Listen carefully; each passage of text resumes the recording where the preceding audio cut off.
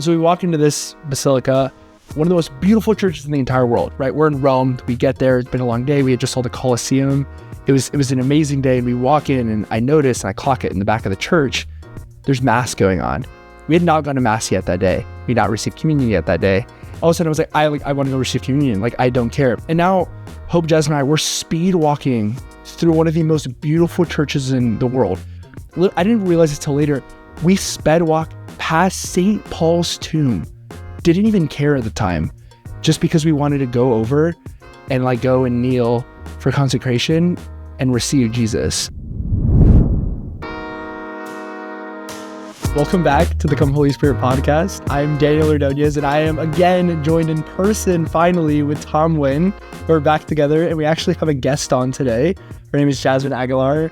She actually joined us for Rome, so we thought this was going to be exciting. And this is our first ever in-person interview with both of us on, which is so cool. But yeah, a little more casual vibe today. We got the sombreros on. I don't know how much longer I'll keep mine on, but how are you guys? I guess first off, how are you, Jazmin? How was your day? Good. Restful. Peaceful. Actually slept in. Not having school is a blessing. I'm just glad to be on break. You know, the no academic stress is kind of such a vibe. And because it's just like you wake up or at the end of the week, you don't feel like you have a discussion board to write. You don't feel like you have a test to write. There's no 11:59 deadline on Sunday night. Yeah. It's just, I can just hang out. Yeah. It is so amazing. And the one thing that I didn't like, because I was so used to not being in school, but now that I'm back in school, the fun part is now I have breaks again that aren't just like 3 days. So Tom and I, we went to get coffee this morning. And the last time we got coffee there, like I had to bring my laptop and actually work over what would have been my break. But it was like 2 days after Christmas, and like I didn't have any more PTO to be using. So I was like, this is so nice. Like I could just like be here and we can work on things that we want to work on instead. It's kind of a joy, but I think that for me, sometimes you guys would invite me to things on a Sunday night, and I'm like, guys, I have to work in the morning. like some of us have jobs in the morning. But Jazmin, how was your Christmas? It's this much time at home since like school, like moving away for school. So it was really good just to actually spend more time with family and not just be like exhausted from the school and just see home as like a napping place, but like actually do things with my family. So that was really good. And then Christmas was a blast. We did the candlelight choir. We did. So that was not candlelight, midnight mass. The midnight mass school. Yeah, I don't know what it was, candlelight, but it was really fun. And then I was exhausted, but still staying up and riding the mechanical bull at 2 a.m. in the morning was a blast vibe to start off. All of us. This is Christmas. All of us read the mechanical bull at 2 a.m. in the morning, didn't we? Yeah. I forget how late that mass is. So we get there at like 11:30ish because we're gonna like practice, warm up, and then the mass starts at midnight. Ends at 1, and then we still have to clean up, and then we did night prayer when you left, so we didn't get to Jazmin until like 2 a.m, and then we left at like 3:30. So yeah, very late. I know all of us are very good about like keeping Jesus at the center of Christmas and like appreciating that and all of this, which is really good. But Jazmin, what was the best present that you got over Christmas or gift that somebody gave you this year? So before I even like came home for the holidays, my mom was like, I will pay your rent so that you get to stay the entire month at home. And so that was the best Christmas gift, honestly, because not having to be at work and like have to drive back and forth between Hayes and Garden City, I was just like, twist my arm, like, wow. So, yeah. That's insane. I know. Your entire rent? Yeah. Oh my gosh. Wow, that is amazing. Yeah. That's my favorite. You know, our family didn't like. I was asked by one of our friends, Caleb, say he's like, "Oh, like how was Christmas? Did you guys like decorate?" This was a first year we actually didn't have a Christmas tree, not because like we're not festive, but I think our family was already in this participatory need or desire for Christmas that we always decorate early. We always leave the Christmas tree way too long, and I think something was very different this year for us not to put the Christmas tree out, which in a way sounds sad, I think, but also really helped us center the Lord more. And I think that invisible gift of not having a Christmas tree kind of shifted all of our moods of Christmas is not about decorations. Christmas isn't about the glorious, flashy things, but it's just us and our family. And that was really beautiful. How about you, Daniel? It was so good. We also did not have a Christmas tree for like the first time ever, which is interesting. But again, yeah, I didn't, because I didn't miss it. But I think one of the reasons I didn't miss the trees and didn't miss the decorations is because this is the first time I think ever that I've spent so much time in the church during Advent. And I saw the tree almost every single day because I was at Mass almost every single day. And it was like, oh, like this is my tree, which is like, it's such a crazy way to like put it that way, because I think back to like a year ago, and yeah, I went to the midnight Mass.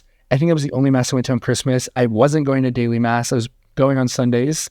But like, that's just such a different thing where I didn't feel the need to have a tree in my home because my home was like at the church. And this was also one of the more chill Christmases I think we've ever had. Because it was just me and my family, and it wasn't like super crazy. My parents were actually kind of clutch too. They bought my contacts for the year essentially, Wow. and they also got me the tires on the car. So I was like, oh my goodness, like this is great. Praise the Lord. I don't need anything else. Like, Adult life. The older you grow, like our toys used to be the best, and then we transitioned to having clothes, and then it just became necessities being paid for. Car tires. the first time going into an apartment and somebody buys you an air fryer, Rice cooker, like. But I think something in common for all of us is that we did spend a lot of time together, and in a way, it was one of our Christmas gifts. I don't know if you guys wanted to kind of lead into that of, yeah, where did we go? Why did we go? Or like how this even began of where we went. Back to the beginning. Yeah. So we talked about this probably like a couple months ago. So Tom and I had a phone call conversation, and he brought up like Germany, Sweden. Like he's like, we should go to Europe. We haven't left the country. And he was looking at flights. It wasn't that crazy. And I was just like, wait a second. How much does it cost to go to Rome? And we saw it was very comparable. Actually, not as expensive flight to go to Rome. And we got really excited with this idea. Ended up inviting Vincent, one of my friends that went with us to Rome, and then ended up inviting Jazmin and Hope as well. So we had this group of 5 of us be able to go to Rome. Wasn't a lot planned. We attempted to plan things and had phone calls. But I honestly, looking back, there was like, I had some of those conversations like, oh, maybe we would have done this differently. But I honestly had a really fun time like in the way that we did things and kind of just like going with the flow of like where we wanted to go while we were there.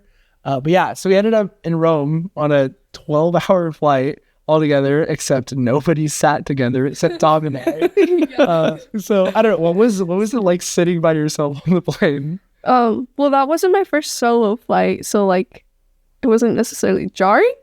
But I do remember, this is the girl in me, okay? The girl in me, I sat next to this cute guy. but so like he had the aisle seat and I had the one inside. And I remember like me and Hope were wanting to like try to sit together, so like asking somebody to like switch seats.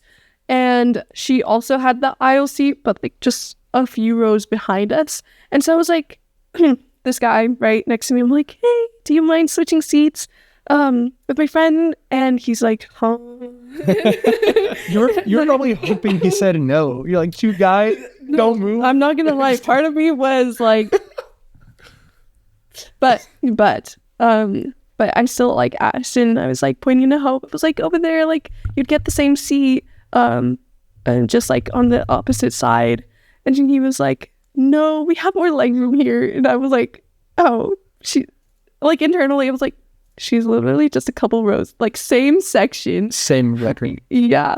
So I was like, okay. And me not wanting to like be pushy or like, you know, awkward. Mm-hmm. I just was like, nice, cool. Be one of those viral internet people. Yeah, I was like, okay, whatever. He said no. I would admit though, there is some pretentiousness being in an airport as a young person. like for some reason the bromance is heightened for every. I mean, The bromance. for Daniel and I at least, the bromance was there. but I think like that's just a canon event for every young person in airport of like, oh my gosh, what if I meet the person who's happens to sit next to me or happens to be walking through. Yeah, you see it all in the movies, and so I think I can understand that. I think it's reasonable. But Dan and I did have the opportunity to sit together, and the whole 12 hours. for 12 hours, and of those 12 hours, I watched Daniel play solitaire on the screen for 6 of those hours. It was not 6 hours, but it was a good amount. But Tom was getting frustrated because he was like, he saw me win a couple of games. He's like, I want to do this too. I think you won none. On the way back either. You didn't win a single game of solitaire. Which, yeah, it's funny to think about. But yeah, and then we got to Rome, which is wild. So leading up to Rome though, so I guess for you guys, what were you most excited about going into it? And then obviously here in a little bit, we'll touch about like what actually happened. Like what were you most looking forward to? So for me, I know like finals week hit me hard. I was, they know, like down in the trenches. I think it was either Sunday night or like Monday night at like 10 p.m. Tom called me and it was like, hello. And he was like, oh, hello. And I remember you merged the call with Daniel and you were like, Daniel, the first words out of your mouth better be some encouraging and loving words for Jazmin. During finals week.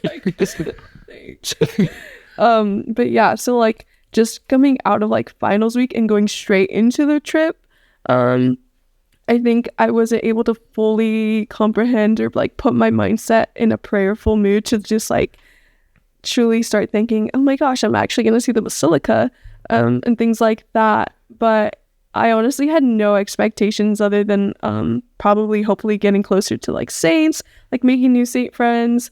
But yeah, other than that, no expectations.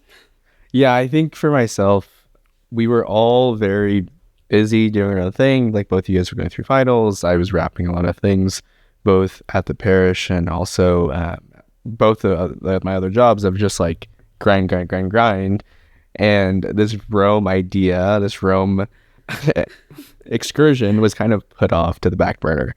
Like, as Daniel said, there wasn't much planning. And then Jazmin and I were like freaking out about what we're going to do because in a way we're kind of type A. Like we want to make sure things are planned. And so, and I mean, like we all had different duties of what we were supposed to do. Like Jazmin was in charge of itinerary, Daniel was in charge of reservations and other things and places to eat, etc. And I was just existing. And I think that my expectations just in general were, I'm very, very encouraged just to have a retreat, just to be stepping out of the ordinary.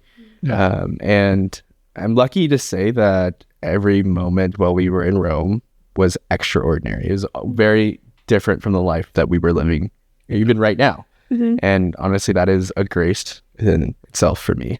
The one in Rome was taken very seriously. Yeah, it was such a beautiful experience to just like being able to just be there and kind of just like not forget about what's going on back home, but just like, hey, I'm here, literally the capital of our faith. Like this is where like the decisions are made. This is where the Pope is, potentially my, in quotations, boss someday, which is wild to think about. But it was just so cool because, like as Tom was saying, I was really excited to just like be there and like walk in the streets that saints had walked on and literally see where popes for centuries, literally over thousands of years now, that have like gone to and like done mass at. And it was such a culture shock, I think, getting to Rome and realizing like even our first Uber ride to our first Airbnb, and just realizing that a lot of these buildings that we're looking at are older than our entire country. Like the United States is very young, very new. Italy is not. Italy has been being built for a very long time. And it's like, wow, like this apartment building right here is probably older than the Constitution of the United States, which is crazy to think about. So yeah, that was like just getting into Rome too. It was like, wow, like we're we're here, and like this has been here for way longer than we could have ever fathomed here in the United States. And before we kind of get into the nitty gritty and also our personal encounters while we're in Rome, can you guys give us a super, super high level view of kind of the week that we spent there? Just super, like just a general idea of what our days were like. I think I'm going to lose a sombrero now at this point in the video. Just don't hit anybody. I won't hit anybody. I'm going to put it on the floor, actually. Jasmine, you feel free to leave yours on as long as Thanks for the permission. Oh, okay. So we get there, and it's Saturday morning at this point, and I was told by a couple of people that had been to Rome before, they're like, hey, once you get there, it's going to be early in the morning. Don't go to bed. Like, just enjoy that day, like tire yourself out, then you can go to sleep that night. In my head, I'm thinking like, oh, well, cool. Like, we'll probably like have a lot of sleep that first night we get there. So our whole week there, I think the most we ever slept is probably like 4 or 5 hours. If that. If that. Most of that's just like 3 hours. One night, which we'll probably talk about later, was 30 minutes, which is great. But yeah, so we get there on Saturday. We're in Rome. We do a lot of things. We like see the Vatican Museum, and we're at the Vatican. We get into St. Peter's. That was beautiful in itself, just seeing the architecture of that. So Saturday was a pretty packed day. I feel like a really rushed day. A little bit, but it's because like we were just all excited to do a lot of things. And then Sunday we were still there. We actually got to go to mass with the Pope, which was amazing. We got to see him from the screen that day. But yeah, so being there at St. Peter's for mass with the Pope. Later that night we actually got to go to a CC on the train. So get to a CC, get there very late. We're there all day Monday in a CC, and then Tuesday most of us come back to Rome. So we have the rest of the day Tuesday in Rome. We have all day Wednesday in Rome, which Wednesday was awesome because that was when we actually walked through all the holy doors and went on completed the pilgrimage, which was like our whole point of going. And then Thursday, which kind of blended into Tuesday or blended into Wednesday, felt like it didn't really feel like we had a Thursday over there, but that's when we came back to the States. So it was a lot of good places. Lots of good food. Lots of good food. Where was your guys' favorite place that we ate actually? I must admit that every place that we went to, especially for dinner, we always started out with the same appetizer. We had some variation of a charcuterie board. Prosciutto, just every prosciutto bite got more and more addictive. And I think I might be a certified addict on just prosciutto, really. And cheeses and wine, of course, but The olives. Oh, yes, the olives. I'm not an olive person, but the green olives. I'm also not an olive person, but we had a lot of olives at one specific restaurant too. That got taken. We had to get more olives after the first olives got taken. We actually did not have very many, if you think about it. Well, we'll dive into this later, but when we hear the story, you would recognize that we actually did not have that many olives. Because the olives were taken away. Anyways, for myself, though, I would say that my favorite meal was on a Tuesday night, or no, Wednesday night. No, Tuesday night, sorry. My favorite meal actually was on a Tuesday night, and we were back in Rome. We stopped at we went to the first restaurant. We walked in, and they asked us, do you have a reservation? And we said no. And they said goodbye. Jazmin was like, they just told us no. I was like, hope. Oh, it was hope. Yeah. And I was like, well, that's rude. And so we just walked to the restaurant to next door. And my meal was kind of a cucumber grilled wrapped salmon and holy macaroni. It was fantastic. And the wine that we had there was also fantastic. It just really broadened my horizon of simple food can be great. And I think that was something that, as someone who I think is kind of a foodie, I always am super wowed by creative food or very traditional creative food and searching for these main top dishes of these fancy restaurants. But Rome kind of just taught me that food is best served simple. And that was good. Yeah. What about you, Jasmine? I'm kind of torn because I had I vividly remember this one appetizer thing that we got. Charcuterie. It was part of our charcuterie. Part of our charcuterie. But I think this is when we were in a CC. It was this octopus and tomato. I don't know. I love seafood, so that was delicious. I dream about that. It's funny. That was actually at the same restaurant we had the salmon at. So yeah, it was like a creamed, potatoey octopus breadstick. Yeah, it was fantastic. Yeah, one of our friends, even though I just say her name, Hope, wasn't the biggest fan of this. And I had tried it. I was like, it's literally like mashed potatoes and sausage. It was like, try it. And then she was like, with mashed potatoes, you're pretty good. I don't know about the octopus, though. Yeah. How about you, Daniel? That restaurant was also my favorite, but I don't want to just, I guess, jump in on that one since everyone's doing it. Actually, I will. It was so good. It was really good. And what was so unique too, though, is like we walked into that restaurant as well, and it's same question. They were like, "Do you have a reservation?" We're like, "No." Like, "Oh, we'll send you now." And they just like took us. So like, the experience was really good. The waitress was really good. Super kind. Was like really good. Was showing us the menu. But that's something that I realized in a lot of Italy, though. Like the wait staff is just so attentive. Like they come over, they check on you a lot. They just make sure things are good. They always make sure if you have more water, which I really appreciated. And what's wild over there is that you don't tip in Italy. We did tip at one place though, and it was the restaurant that we really liked, but it was because someone at our table almost broke two things that they didn't. So it was a little bit of a ruckus. And we tipped her, was like 20 euros when we walked out, which was hilarious. And she looked at me, she was like, "Oh, thank you." And she went to like put it in a box. So I have no clue what they do with tips when they do get them. But yes, I would say. And the pizza in Italy, I actually really liked. Yeah, way different style for sure. I must admit and humble myself here and pull the cat out of the bag that the someone that Daniel is referring to is myself.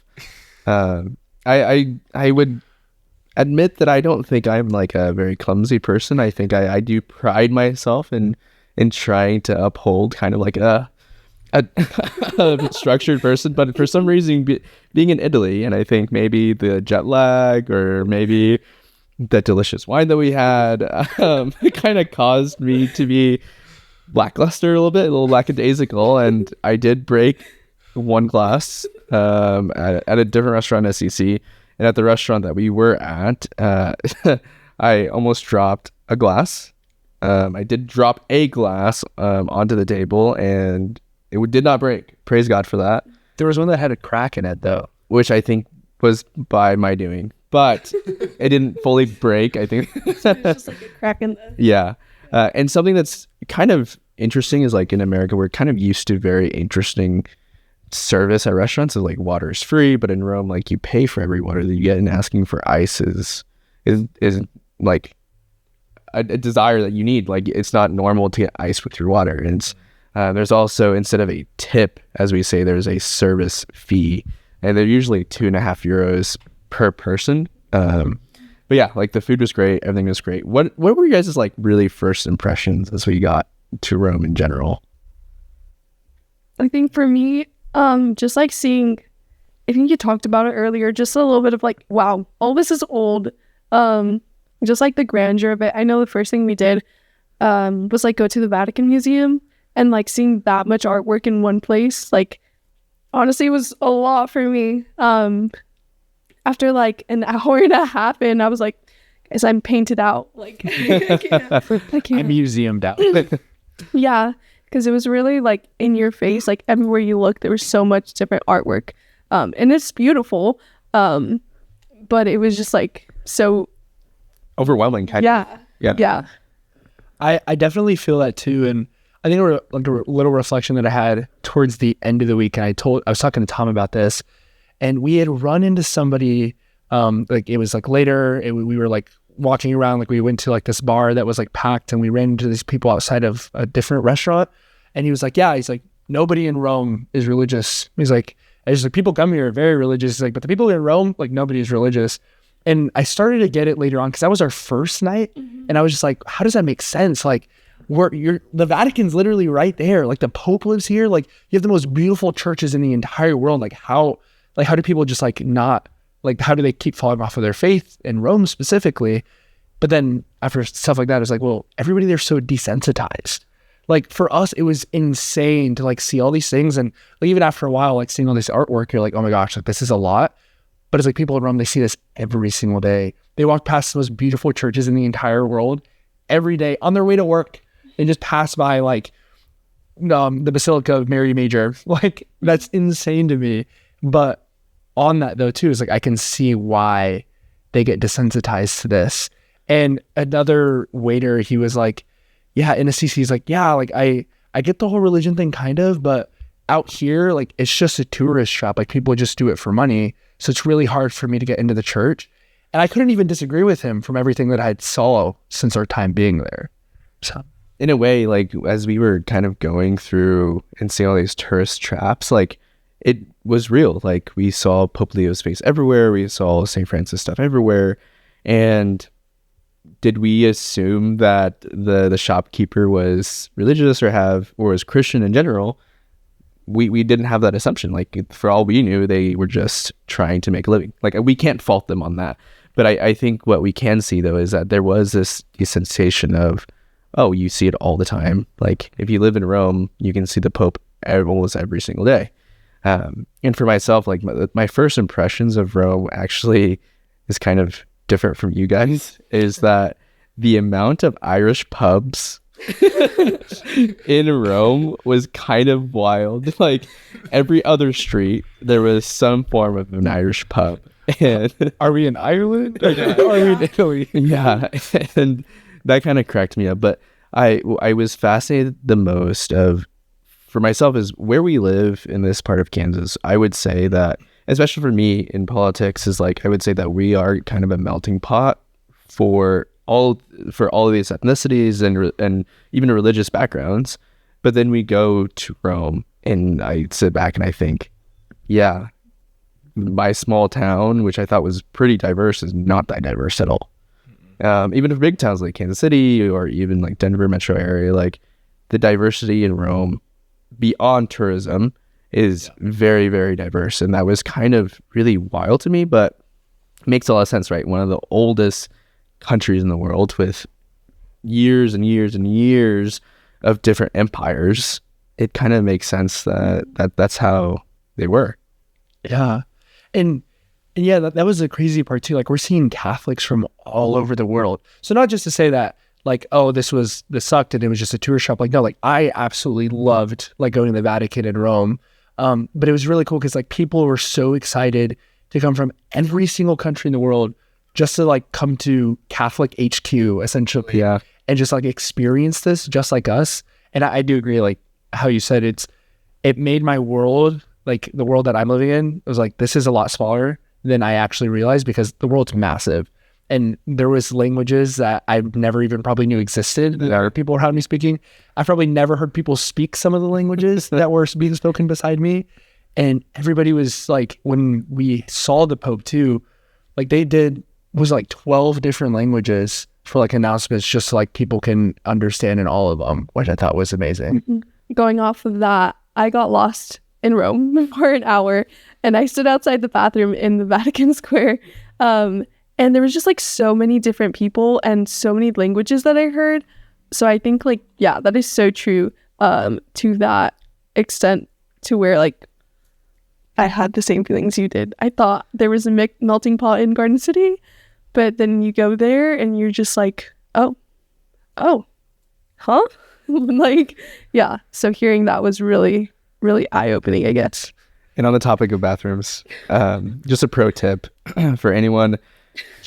And yeah, speaking about bathrooms, just a pro tip for those that do make a pilgrimage to Rome or just venturing in Italy is that make sure to bring euros with you or exchange them, because especially if you don't go to a coffee shop and get a espresso, you will have to pay to go to the restroom, and it's about €2. So they only accept cash at some places, and so there are definitely moments along the trip where I should have gone to the bathroom a lot earlier. Like,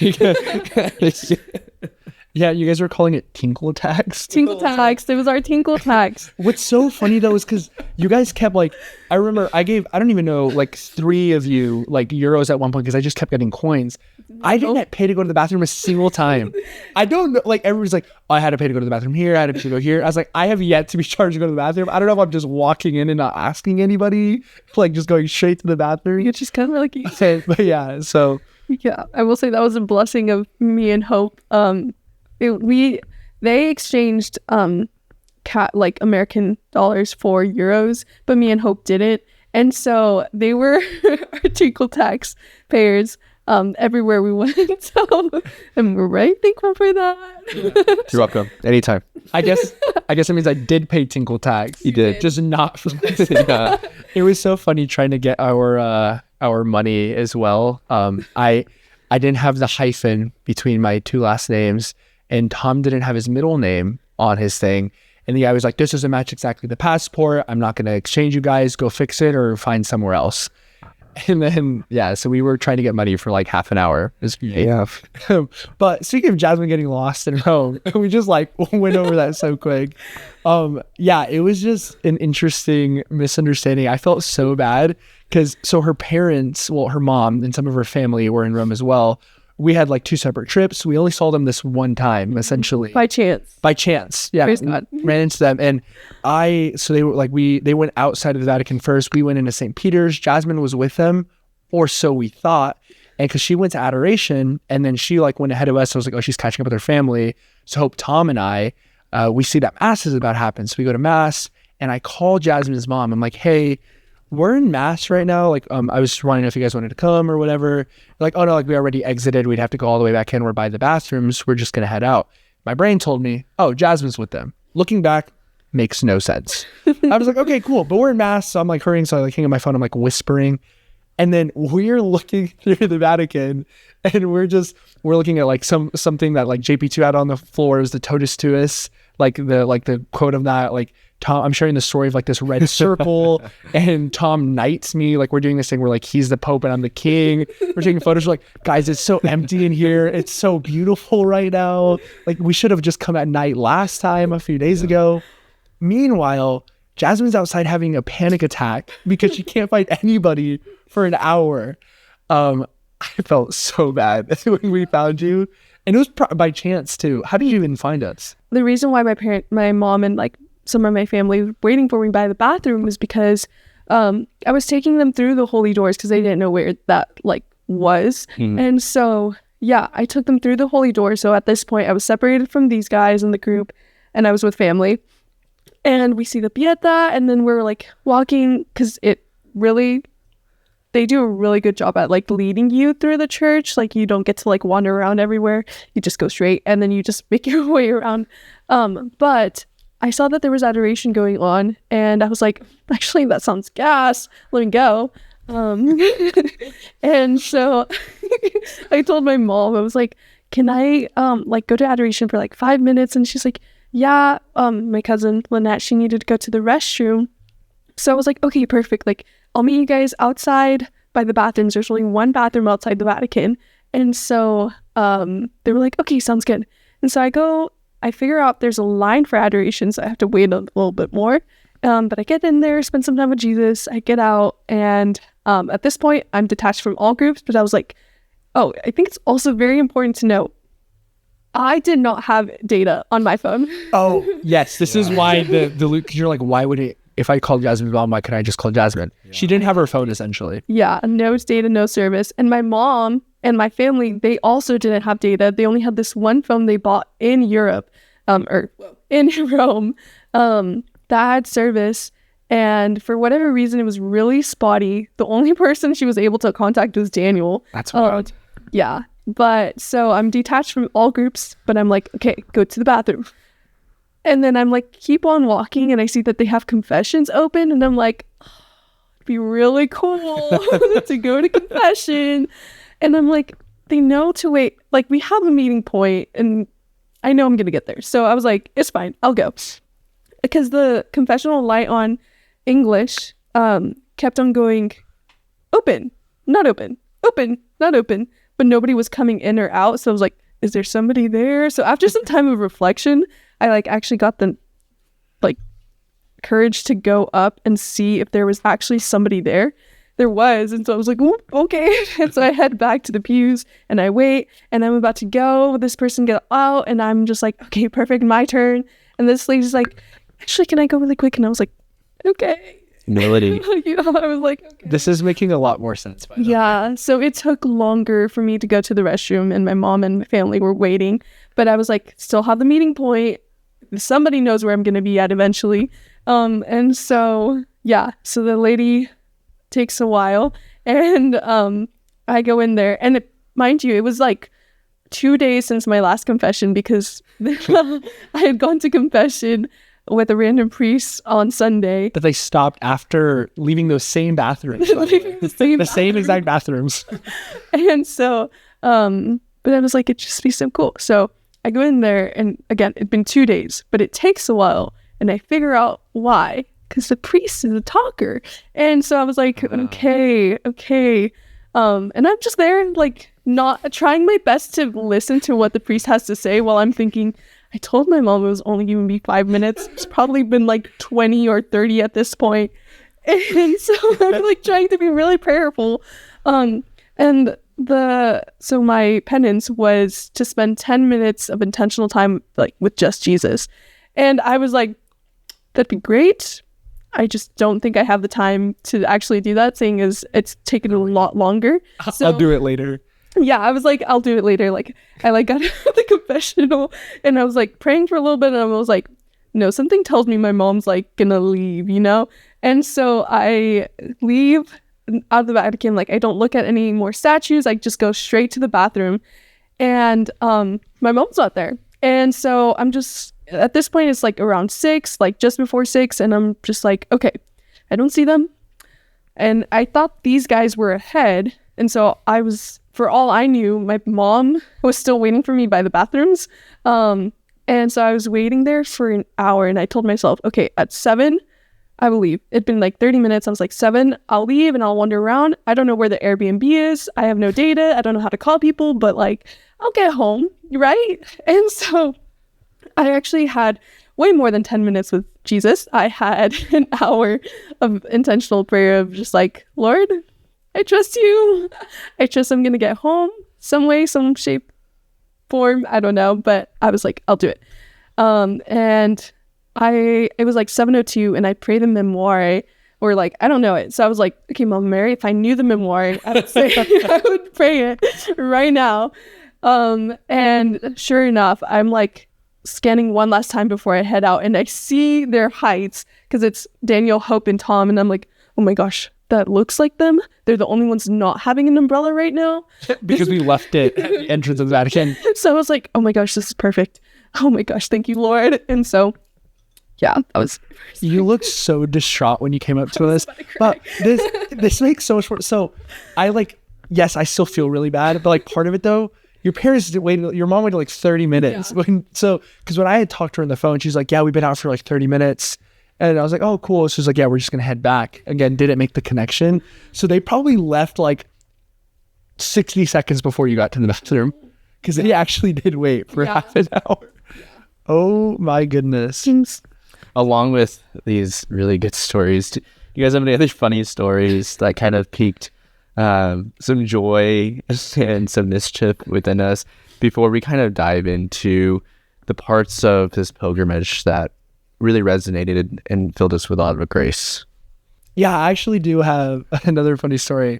This was wild because it was funny. One of Tom's friends that we had met on the plane was talking about like different types of fun, and how like type 1 fun was like fun in the moment and it's fun later.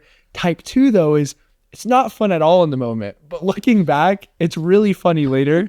But it was a little type 1-ish because we were just being very positive, I think, in the moment. So on Sunday, like I said, we went to Assisi, and we're going through the city of Rome, and we're exploring, and Tom meets this guy. I'll let you share a little bit on this actually before I get into the whole train story. But Tom meets this guy, and they start having a conversation. We ended up running into him like 2 other times. You want to share a little bit about that? Yeah, along the trip, we kind of went along, and we had a bingo card, and the bingo card wasn't kind of made before the trip. It was made as we were going through the trip. Some of the bingo cards that I really wanted to hit and tried so hard was to touch or catch a pigeon. And that did not... It's so hard. It's so hard. But one of them was basically to flirt with someone in Rome. And I think for the sake of this, Jasmine, we did. But what happens in Rome also stays in Rome. But we come and meet Atish. And Disclaimer: I was not in on this bingo card, by the way. correct. Continue. For this bingo slot, the square specifically. But the square, I just and to flirt with a Roman. And for us, we were like, this is going to be so hard. But sometimes you just get a little bold. And so this Canadian, he's a father, he's a wonderful man. We bumped into him a couple of times, and we were passing by, and we were like, oh my goodness, like there's just a walk-up bar here. I'm like, Daniel, let's hop in. And so we grab our drinks, and I turn around, and Atif is like, hey, can you guys get me one, jokingly? And I was like, yeah, for sure. So we get our drinks, and I walk over to him, pulled like a pickup line move on him, and he says, here, let me show you, I have something for you too. And he offered his hand. I took his hand, and he spun me around, and he said, princess.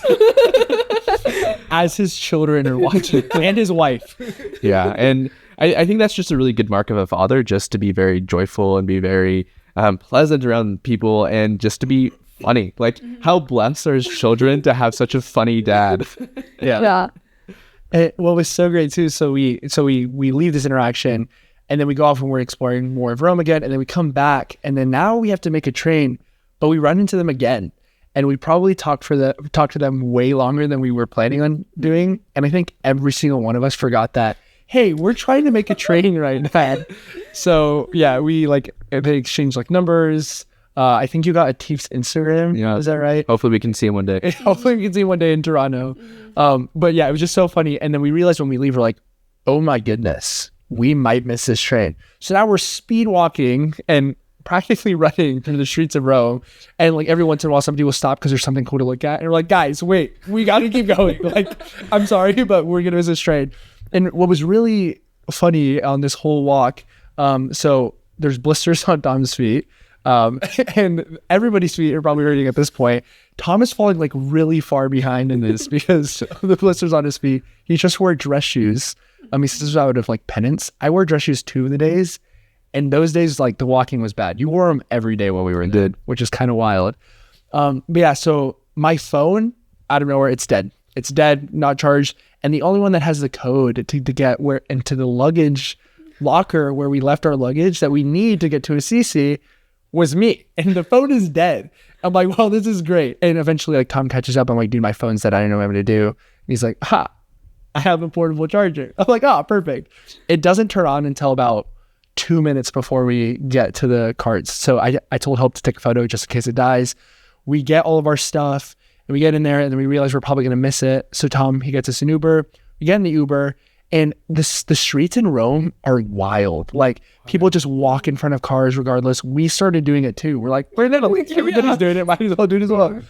There was somebody standing in the middle of the road, like literally just standing in the middle of the road, waiting there. And our Uber driver's like, what are you doing? Like, trying to get him to move. So he's like swerving around all these cars. He doesn't even know we're late. I just think that's how they drive there. It's like super rushed. And we make it to the train station barely. And we get up to where our train's supposed to depart from, probably like 2 minutes before the train gets there. Vincent has to go to the bathroom really bad. And he's like, should I go? Should I not go? Should I go? Should I not go? And then the girl's like, no, don't go. Tom and I were like, just go. I did not tell him to go. Maybe I told him to go. I was like, just go. You can make it. So he sprints down the stairs. He goes to the bathroom, comes back. He gets back to the train as we're getting on the train. Yeah. So he probably would have missed it if he would have sprinted. Yeah. Would have waited like 10 more seconds. Yeah. Would have missed that. They close the doors quick. Yeah. So we get on the train. We're on the train. Praise the Lord. We get off the train, get to our next train, right? We're like, oh, this is so good. We're going to make it to Assisi. Everybody's hungry. We're going to get food when we get there. We're going to be there in a little bit. We get to our stop at Assisi. Tom is standing by the door. And they have buttons. You have to open the doors. They don't open them for you. So if you don't open the door, like they just assume nobody's getting off, I guess. Tom presses the button.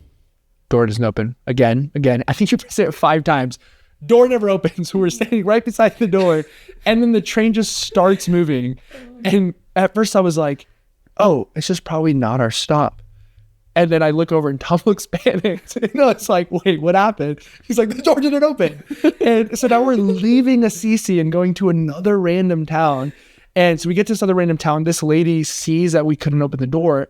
I think something was wrong with the door. She was trying to tell us, she speaks no English, to go to the other door. So she pulls out her phone and like has a Google Translate thing. And it was like, otro puerta. And I was like, I know what that one means. I know that one. Guys, we have to go to the other door. So we get to the other door. We get off of the train. And now we're not in Assisi. So Assisi is not as touristy as Rome is, but it still has like some of that. So a lot of people there speak English. This new town, nobody. I tried to talk to the train person. He only knew what Assisi meant. And he was like, Assisi. And he was like trying to tell the bus person. I went to the bus person. I was like, hey, can we go to Assisi? He's like, no, like, I'm not taking you guys there. And we noticed this taxi over there, and I go over and I knock on the window, and I was like, it's so funny. I was just like, Inglés or Español? I was like, English or Spanish? And he's like, Inglés. And I was like, perfect.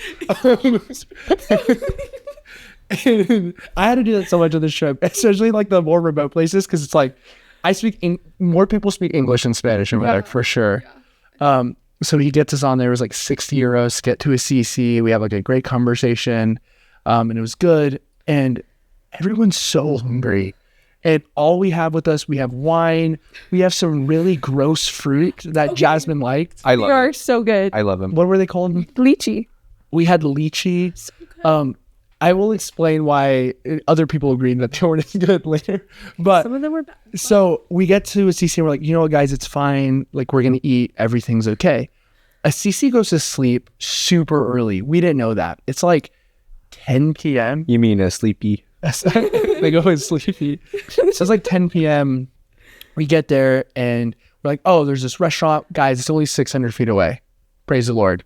600 feet in Assisi, you're climbing up a mountain. I'm not even kidding. No, actually. You're actually thinking about it. So we go up this mountain. We're passing by a restaurant that's open. And we're like, oh, should we just go here? No, like, let's go to the one that we found online. It says it's open. It looks really cool. They have a rooftop bar. It's going to be amazing. We get there, can't find it anywhere. Finally, I asked a local, I'm like, hey, where's this at? And he's like, oh, it's over there, but it's closed.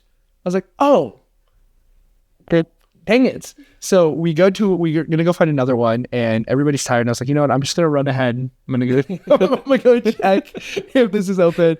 I run down there, can't find it either. Don't know if it exists or not. It's also closed. And we're like, well, dang it. Okay, well, everybody's hungry. Now it's almost 11 p.m. Let's go back to the restaurant that was open when we got here. They're closed now too. So we end up going back to Airbnb.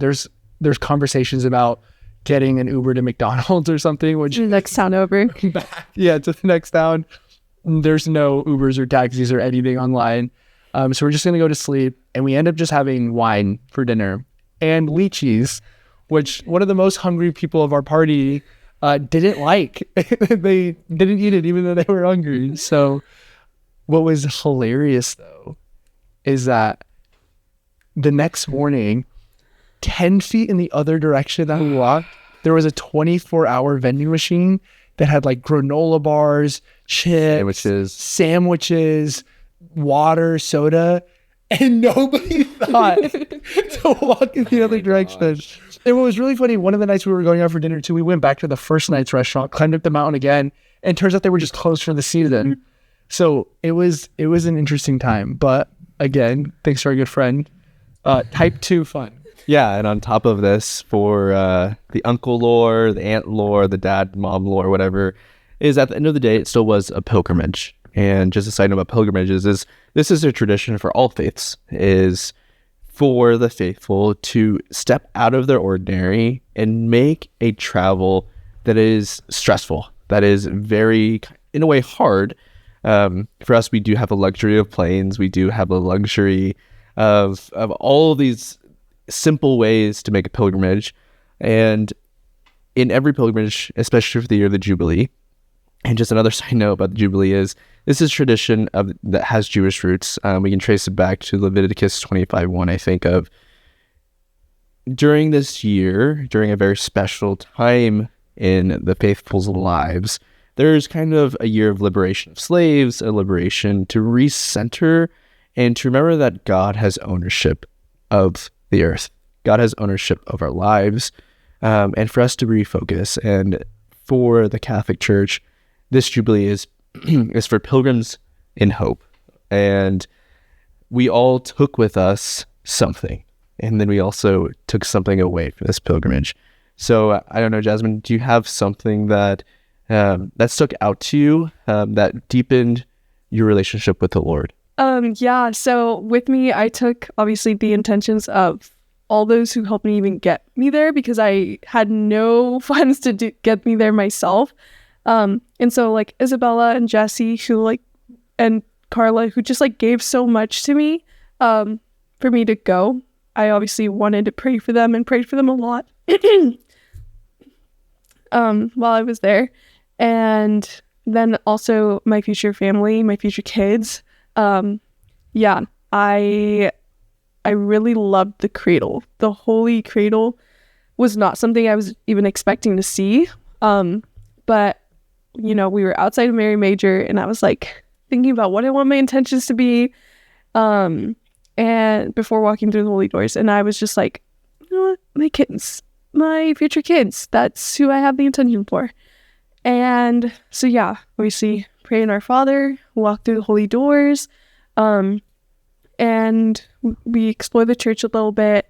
And I don't know, at some point, we go down into this little, like, what would you call it? Like a pit area? Yeah. I don't know. It, like, all the major basilicas had it, and I was just like, oh, I didn't know this existed, but cool. Most of them had the tombs of like either like St. Peter, St. Paul, but yeah, this one was different. Yeah. And so like going down, I had no clue what I was going to see. I just knew there was a bunch of people there. I was like, oh, cool, something else to see. But I go down into the pit, and they read it like, can't remember what the cradle word was in Spanish, but Santa Cuna or something like that. And I was like, wait, time out, what? And like just recognizing in that moment, oh my gosh, baby Jesus slept in that. That's so cool. That was like my initial like excitement for it. And then it like dawned on me everything else. Like, one, the humility he had to come to earth in such a vulnerable state. Obviously in Advent we're praying with that. And so that was one of the heavy things that hit me. Is like, wow, wait, not just like a little image, right, of a baby Jesus. Like, this is actually a cradle Jesus slept in. So that was really impactful, reflecting Jesus in that. But it also drew me to Mary. Like, as a mom, the gift she had to care for baby Jesus. Like, what a gift that is as a woman, to be able to care for children and like raise a domestic church. So I feel like that was definitely one of the moments where I felt Jesus the most, and just like what he calls me to be, who I am. And so, yeah, I just broke down. I was so in awe of the gift that children are, and so in awe of the graces that God has like poured out for all of us through himself as baby Jesus. Like, he started in the womb of Mary and came to us in that way. And it was just like, wow, I get to, hopefully, I pray, I raise future saints in that way too, to just like be more gracious to the earth. So I was just in awe and sobbed uncontrollably. Yeah. From my perspective, as I descended down the steps to this pit, my first scene of that moment was actually Jazmin humbling herself and praying on her knees. And I was like, what's so special about this place? Like, what is going on here? What is that box that everyone's staring at? It's like, what is that little piece of wood that everyone's just like staring at right now? And And as I kind of was reframed, and as my sight kind of adjusted to the center, I was like, wait, this is Jesus's cradle. And I don't know fully the facts of where this cradle was. Like, was it Part of the manger in Bethlehem was a piece of the cradle that was in the Holy Family's house. But as Jasmine's emotional response to it kind of stirred within me in a similar way, that same thought of, holy moly, this held Jesus. And for it to be Advent, and I think that's something that we talked in the Advent episode, was how can we prepare our hearts to be a manger for Jesus? And that moment just stopped me dead in my tracks, that this is the moment. There was never a bigger desire in my heart, for my heart to be a cradle for Jesus, is that I've been struggling with this thought of, how can I be a good man? I think that it's something that's been very, very conflicting in me, of like, oh, everyone around me sees me as this really perfect person. But then I think to myself, like, if only you knew my sins, if only you knew the man I was behind this facade, you'd probably not, that would not be your first impression of me. And so that was just really conflicting. And the consolation that the Lord offered was, how you can be a good man is to have me in your heart. And I think that in the same vein of my future family, of like, if I can welcome my heart to hold Jesus well, then it would be so much easier for my future children to hold Jesus well too. And not only can they hold Jesus well, is that as I grow in virtue, I can hold my children well to lift them up to heaven. Besides, like, one day, God willing, if I become a husband, is like, yes, like, my desire is for my wife to get to heaven. Yeah, for us both to get to heaven, but my domestic church, the people that I'm really responsible to get to heaven, are my children. And that demands something of me, that demands my heart to rest in his love. And this recent gospel of this past weekend touched on peace, of if we have peace at the center of our heart, wisdom will follow. We will be filled with wisdom. And that was also an intention that I carried. Jerome was, Lord, make me, offer to me the wisdom, strength, and courage to be a good man. And it made so much sense that to hold Jesus in my heart means to have peace. Wow. Pop-up reflection. Yeah, thanks. That's so beautiful. And it's like, we see, like, you're seeing this cradle that holds Jesus, and it's, I mean, essentially like a tabernacle in itself, right? As he was using it. Like, and obviously Mary being able to like witness this as well, and her being a tabernacle right before that.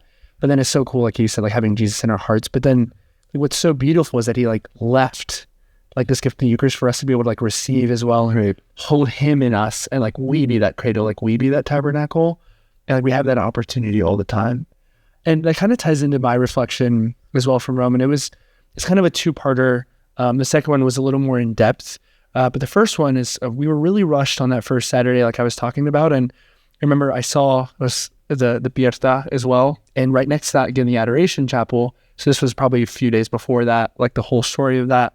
And I went in there, and the first thing that I realized when I walked in was like, whoa, like, I'm at home right now. Like, this was the most comfortable, like, this day's been so crazy, hectic, like we're rushing to get to places. And I just felt this like sense of peace come over me as well. And I was just comfortable to like be in this Adoration Chapel. And like, again, like waiting in line, it's like no photos and like all this stuff. And like you walk in, it's like this beautiful chapel. And I see the Eucharist and I kneel down. This is the first time that I like actually like cried when I was in Rome. And I just like tears started like coming down. And I was like Jesus, like, I see you like this all the time back at home. And I came all the way to Rome, and like I get to experience this here as well. And it's no different. It's the same. And yes, is the chapel that we were doing adoration in much more beautiful? Probably, yeah. It was very expensive, very well done. It was amazing. I would show you guys a photo if I could, but we weren't allowed to take them in there. But it was such a beautiful reflection. And he just told me to like slow down, right? Like absorb your time that you're here, like you're home, and like live in that, right? Like this is where you're supposed to be right now, and like just take the steps. And the second part of that is also with the Eucharist. And on our last day there, we finally got to go through the holy doors as just these 3 kids from Garden City. And I remember Jazmin and I were talking about this. We met I guess it was my freshman year of high school, your 8th grade year. And it was like, who would have ever thought? But it's so funny because we get to the last major basilica. It's St. Paul's Basilica. And there was like so many little parts where it's like, I'm kneeling in front of St. Peter's tomb earlier. And it's like, God, you utilized him to like literally start your church, and he wasn't perfect and neither am I. Like, I just am so excited to see how you want to utilize me. And similarly, like when I was praying with St. Paul, it was like, wow, like you took this man and converted him, and the greatest conversion story ever, like convert my heart more and help to utilize me to convert those around me to you as well. But so we walk into this basilica, one of the most beautiful churches in the entire world, right? We're in Rome. We get there. It's been a long day. We had just saw the Colosseum. It was an amazing day. And we walk in and I notice, and I clock it in the back of the church, there's mass going on. We had not gone to mass yet that day. We had not received communion yet that day. And immediately I was like, I want to go. Like, that's where I want to go. And I noticed that they're about to get to the point where they're going to distribute communion. And I look at Hope and Jazmin. Tom's standing outside. I thought you were behind us. And I know, and this is what, I'm sorry, we should have brought you with us. I just thought you were following us because I was so locked in. But I'm so locked in, and all of a sudden I was like, I want to go receive communion. Like, I don't care. And now Hope, Jazmin, and I, we're speed walking through one of the most beautiful churches in the world. Beautiful art to the left, to the right, above us. We go around, we're not even paying attention to anything, and we go the wrong way. These are blocked off. So we have to go around the altar. I didn't realize this till later. We sped walk past St. Paul's tomb. Didn't even care at the time, just because we wanted to go over and like go and kneel for consecration and receive Jesus. And so we get in line, receive Jesus. One of you guys asked me, he's like, can we even receive Jesus right now? Like, we didn't go to mass. I was like, yes, like homebound people receive Jesus. Tom and I had to like look this up. We went through like a whole research thing, making sure that it was an okay thing to do. We're fine because we didn't eat an hour before and it wasn't an obligated mass. So we're good. But yeah, so we received Jesus, and it was just so crazy because I had like this deep reflection. And afterwards, yes, we explored the church, and I got to pray in front of St. Paul's tomb, and we got to look at the artwork, and this is where they have all the paintings of the popes and all of this stuff. And it's amazing. But this moment I realized, as beautiful as the 4 major basilicas are, and as amazing it is to see St. Paul's tomb and St. Peter's tomb and Pope Francis's tomb and JP2's tomb, and we got to see Mary Magdalene's foot and all these amazing things, not to say that they aren't great, because they are, but it was all dull in comparison to the Eucharist. All of it didn't matter in comparison to the Eucharist. It was like Jesus left us behind the greatest gift ever possible, which was himself in the Eucharist, his holistic flesh, body, blood, soul, and divinity for us to receive daily. And we have the opportunity to do it. And a lot of times it's like, most people that I meet, they don't care. And when I was talking to a lot of people, and especially a lot more of lukewarm people in my life, that I was talking about the reflections, and I only wanted to talk about the Eucharist, and just like it shifted some perspective in some conversations that I had as well. And it's just so beautiful to think about that we have this back home. I was like, as amazing as coming to Rome was and is at that time, I have the greatest gift that I was receiving here back in Garden City, back in Wichita, back in every other single church in the entire world. We have the Eucharist of Jesus, and we have him right there. And I didn't need to go to the other side of the world to receive that, but I did. And it was beautiful. All of these glorious churches that we saw, in the sense of beauty, of course, none of that really compared to the fact that we were able to receive our Lord. And I think that you're right, Daniel. I think that it is a beautiful gift to be able to have access to Jesus a 5-minute drive from my house. It's a beautiful gift for some of us to have a 5-minute walk. And knowing that even so many saints died to receive the Eucharist really kind of emphasize this thought of the greatest glory is that the Lord humbled himself as man, died for our sins, and elevated us through the Eucharist. what better gift is that? And something that kind of cracked me up as you were talking, Daniel, was like, as I saw mass was happening, I was like, oh, you know what? I need to rush up there and go. But my blisters on my feet were not helping. And had I known that it was, when I actually got up there, it was already way past the Eucharistic rite. Had I known that if I was only 1 minute earlier, I would have ran. Like, and I know that so many saints would have crawled on their knees just to receive our Lord. Like that those thoughts to me are just very humbling. It was such a beautiful thing. And I touched on like earlier how all these people in Rome, like, oh, they're desensitized because they see all this stuff. But it's like, aren't we also at some point desensitized to Jesus in the Eucharist, where we literally, like, I remember our St. Carlo episode, and we talked about in St. Carlo, like, he told his mom that we are luckier than the people that actually lived at the same time as Jesus, because we can actually see him every single day and receive him every single day. And he was so popular at the time that you were lucky to get a couple minutes with him. And it's like, yeah, like maybe we're desensitized too, because we have a 5-minute drive to Jesus. Or like where I'm at in my stage in my life, like I live in the same building. I sleep in the same building that the Eucharist is present in the tabernacle. And it's like, at what point are we desensitized too? And it's like, what do we do from here? Right? Like, I think we remind ourselves like how beautiful it is, this gift that Jesus gave us. And while it could be so exciting to go to Rome, maybe if you've never been, or like go and experience all these things. And a lot of people told me, they're like, man, like I wish I could go. That's why it's so exciting for me to tell them, hey, the best part that I experienced over there, you can experience it here. And that is with Jesus in the Eucharist. Which is so amazing. So as with that, do you guys have any closing thoughts on the coming back? Oh, I guess now being back in the United States, now being back away from Rome, what have you received here and been able to, I guess, implement now being back here and we're not in the craziness of Italy? I think drawing back to like the cradle, just I keep thinking about that, like literally just how beautiful that was. And then now it being Christmas time and celebrating that Christ is born, was born at that time for us. It's just been just a more beautiful reflection for me in my prayer life. I'm not gonna lie, I was really hoping to like get to meet some new saint friends. That didn't end up happening.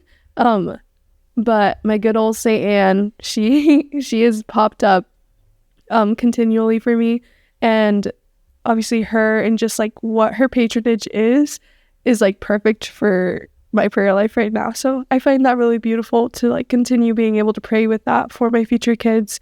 Like, to wrap it up, I know that this was like a perfect time for me to go to Rome. Yeah, I know we talked a lot about like there's so much unexpected happening. If we could go back, we know what we would do differently. But something I reflected on was just like, okay, when else am I going to be 22 where I'm not too young, where I don't understand like the history and grasp like the importance of the trip? Like, yeah, 15-year-old me would not have known like, or would not have thought about the Eucharist as deeply as I do now. And then I'm not too old to the point where I'm just like, okay, my body needs to go to bed by 9 p.m. So this is literally, I don't know, just so perfect. Perfect timing in my life, even besides all the craziness that happened. I think you're right, Jazmin, to say that in reality, there's no good time to go to Rome. There's no good time for a pilgrimage. What I mean by that is, the greater the sacrifice we have to step out of the ordinary, I think the greater the graces we can receive, of how generous we are. The more generous we are with our hearts, the more generous the Lord will return our hearts with us. And something that I kind of reflected on after leaving Rome is, before I went, I had the privilege to carry with me so many intentions. And my first thought was, wow, Lord, like I have this deep desire to be a saint, but I had to reframe myself of, that's not far reaching. It's not a, like, yes, we can only be a saint as a title when we die, which I think is a very humble concept, but also of how the saints intercede for us. We can also intercede for so many people in our lives. And I'm humbled and grateful for the hearts of so many in my life that were willing to be vulnerable and share with me so many deep problems that they were having, so many deep prayers and intentions they were having. And for us to carry these intentions to St. Francis of Assisi, St. Clare, and St. Carlo, it was beautiful, I think, and to see all of these popes and all these saints and all these souls. One downer for me was I didn't have the opportunity that I did plan for, was to go to Padua and see my patron, St. Anthony. And again, small town Assisi does not have taxis at 5 a.m. in the morning. I learned that real fast. Or at 11 p.m. at night. Or at 11 p.m. at night. But what I did notice was that St. Anthony was along for the whole way. I would also say that there were some tough days while I was in Rome. I must be honest, is my feet hurt. I lost hard drives that were full of photos from my photography business. Just not a good time. But what I did receive from this Jubilee year was its intention of hope. The hope of the Lord in our hearts, and the hope that as I'm generous, which my word for this year was generosity, as I'm more generous with the Lord, which most days I fall short, it's okay. I can hope and rest in knowing that the Lord will always be more generous back to me. One more reflection that I had was after we saw how normal Pope Leo was, how the lives of these saints that we interacted with, they, in a way, lived ordinary lives, very humble lives, but they lived it in very extraordinary ways. And my word for this year was generosity. And the Lord is always outdone in his generosity to me, especially on the days when I'm not excited to go to Mass, especially on the days when I feel less than lukewarm, especially on the days when I'm not excited at all to pray my rosary. And I think that going to Rome has instilled in me, in this Jubilee of hope, that the Lord has so much hope to offer to me. And as I left from the past couple of Masses here at home, I've actually been praying, Lord, in the Holy Spirit, help me to believe in the hope that you're offering. I think that's been very difficult, is that physically I experienced in solid, and along the way, just to catch up with an old friend on the flight home, to meet all these amazing people, and to interact with our group of friends has instilled in me a lot of hope for my future family, my future spouse, my future kids, etc. Is that the Lord is preparing my heart to receive his generosity. And that never really occurred to me, is why is the Lord always waiting for the last minute for things? I never looked in the mirror and said, oh, maybe I'm the problem. Is that my heart wasn't prepared well enough to receive his generosity for me. And so coming home, I think that I'm much more eager and I'm much more on fire to prepare my heart to better receive the Lord. And hopefully for the next Jubilee, which is an extraordinary Jubilee, will be in 2033. And I pray that the three of us, for wherever the future holds, God willing, Daniel as a priest, Jazmin as a mother, or myself as a father, we go back and can reflect on, wow, the Lord really has been outdone in his generosity to us. And hopefully we can cross off the bingo square of catching a pigeon. Yeah. What about you, Daniel? That's so amazing, because a very similar reflection in just how humanizing it was seeing the Pope in person and remembering that he's just a dude, a very holy dude, right? A very, very holy dude. Yes, but he's from the United States. He's from Chicago. It was so funny when he did his announcement in English.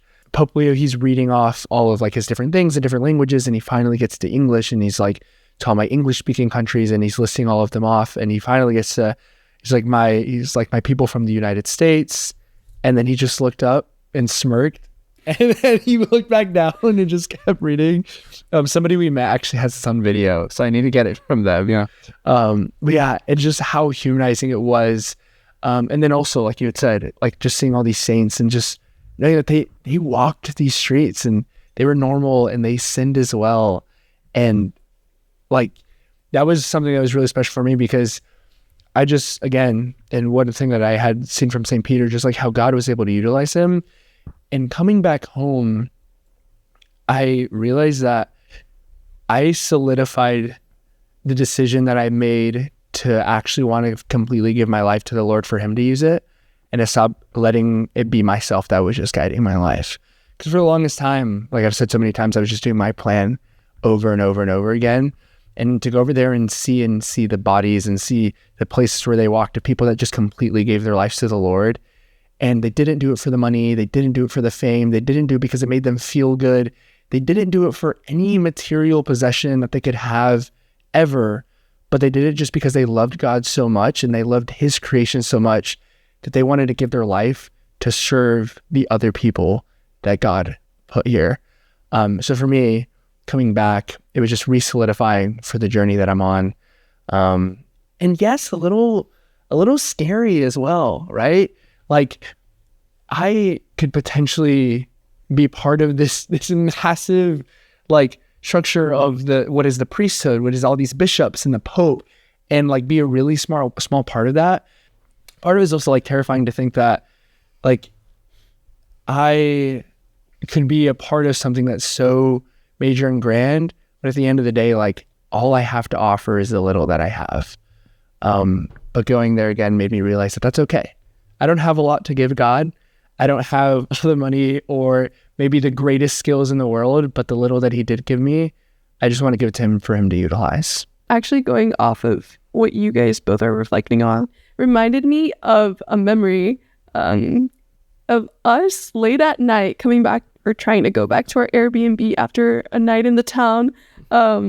We were walking through this tunnel and we were doing night prayer. It was probably way past night prayer time, but we were still doing night prayer. And it was so funny to me, just 5 young adults walking through this tunnel, singing and chanting and just laughing along the way of how silly it was, but also just like drawing our hearts closer to God. Like, it's late at night, we are in a different country and we're still thinking about Christ. And so that was really beautiful for me. Yeah, I really love that part. And on no sleep. Negative sleep. Very little sleep, and we're still thinking about Christ. If you could sleep negative hours of sleep, we were probably in that boat.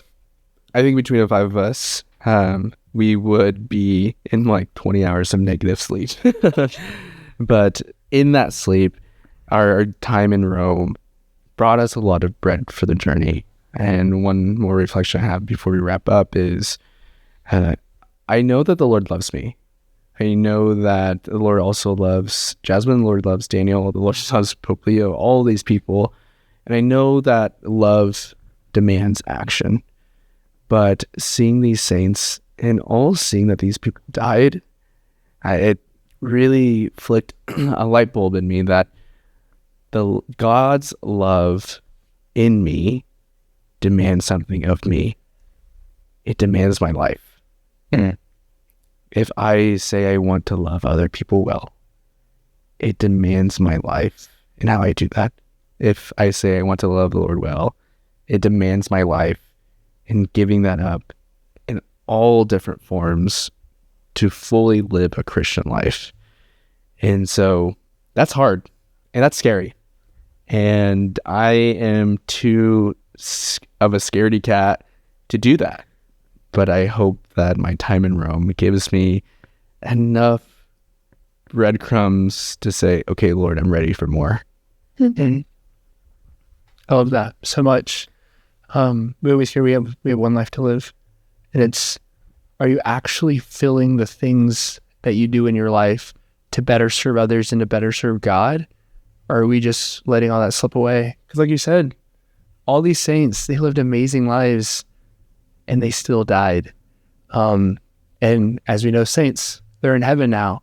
And all the work that they did here and all the suffering that they had and everything that they went through, they were paid a millionfold when they got to heaven. And it's like you said, our time here on earth, Tom, are we actually utilizing it to love others? Are we actually giving our life to Christ? Or are we just sitting idly by and just doing whatever everybody else is and just doing the things of the world? Yeah, this was so fun. Rome was amazing. I'm so happy that we went with a group that we went with. And thank you so much, Jazmin, for joining us here today on the podcast. It's been a great time. I know Tom and I have been wanting to get you on for a while, and I think what better time than now. Hopefully, like Tom had said, in 8 years, we all go back to Rome again. I kind of want to go sooner than that, but definitely would be so fun. God willing, ordained, and obviously God willing, you guys both parents. Yeah, it would be so much fun. And with that, thank you guys all for listening. I know it's a little bit longer today, but we just had so much excitement and joy that we wanted to share with all of you. I'm praying for you. I know Tom's always praying for you. Jazmin is praying for you guys as well. And again, I ask you guys to pray for us, because we're still learning, we're still growing, and we're sinners. We're still sinners. Your prayers also give us more bread for the journey as well.